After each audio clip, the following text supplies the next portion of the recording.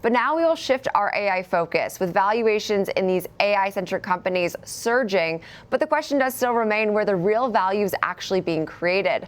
Our next guest is building into that shift with a platform that's already drawing a 50,000-person waitlist ahead of the launch. So we'd now like to welcome in Brennan Ebrz, the CEO and co-founder of Flik. Brennan, first and foremost, thank you so much for joining us today. Now, we have reports of AI companies surging in valuation. What does this really tell you about expectations versus, say, the actual business fundamentals? I think when you look at companies like Anthropic, I think their estimated valuation is $900 billion. That's only a 20x multiple on their revenue, which is kind of discounted when you compare that to a company like Palantir. So I think the expectations are kind of in line with how quickly revenue is growing.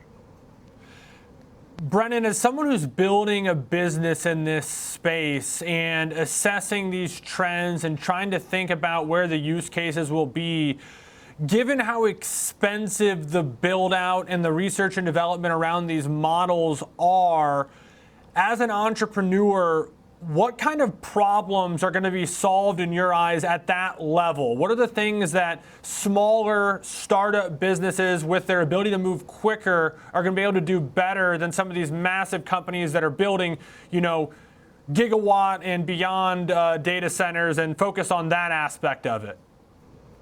Yeah, I think when you look at what these foundational model companies are selling, they're selling intelligence. And so for a startup, it's like, how can you use that intelligence in a useful way?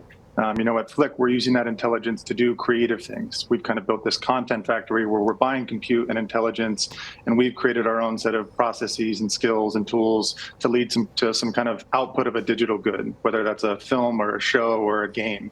So I think it's really on the startup to figure out where is that value chain coming from. So really, how quickly are you seeing more of these creators and, say, brands consolidate towards this all-in-one platform instead of, say, using these various fragmented tools? Yeah, I think startups and tech companies are kind of usually first adopters, and they're the first ones that are using this kind of thing. I think, your Fortune 50 and Fortune 500 companies are going to be a little bit later, but I think everyone will eventually get to the point where AI is integrated into their workflows. Yeah, no doubt. We're seeing that already. Maybe smaller companies are able to move at a quicker pace, less security concerns, maybe more willing to take those risks earlier on versus some of the bigger ones or the more regulated industries. But Brennan, again, as you're assessing this as an entrepreneurial member in this space and building businesses, and I'm sure talking to others who are doing the same, when you look at kind of the trajectory of, as you said, we're trying to build intelligence. Well, all the technology disruptions that we've had in the past sort of made things easier for humans to focus on the thinking aspect. We've never replaced the thinking. How do you see this sort of progressing from a kind of human labor need case? That's always the hot button topic when it comes to financial markets, a few years down the line. I don't know if it's about replacing the thinking. We use AI every single day. Every single person at the company uses AI for almost everything that they do, whether it's coding, strategy, designing, but that doesn't mean that we aren't thinking. I think it means that we may be thinking and producing faster and being able to evaluate more options at once. So I think it is a net positive, not just a replacement. Okay, and so as, of course, that does scale, and as, of course, you use AI on a very regular basis, how critical will, say, things like trust and the likeness protection as well as like copyright enforcement really be to determining which platforms are, say, using this properly and perhaps those that are losing the consumer trust? Yeah, I think that's a huge issue, and it's something that we deeply care about for sure. We have protections in place for likeness and celebrity likeness, so you can't just generate a photo of a given celebrity or a video of a given celebrity, as well as brands. So, you can't just go off and create, a video or set of videos on the Barbie IP, for example.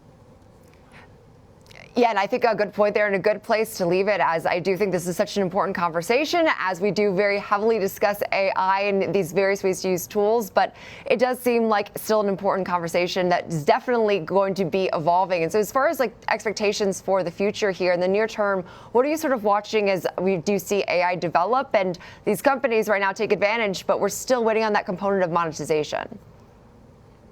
I mean, yeah, I think the monetization is there at certain levels, whether, it's at the kind of data center level, the foundational model level, or the application layer level. And I think we're going to start to see more interesting use cases of monetization. I think Flik will be doing some things in the near future in that regard. Talk to us about the launch. 50,000 plus, I think I saw people waiting to get access to this product. What does that have to say about kind of the desire to scale some of these content tools that you guys are working on? Yeah, I mean, the response has been incredible, the 50,000 person wait list. As we've let people into the tool, we have the highest session duration in the world. So when people come to Flik, they stay in Flik for a very long time.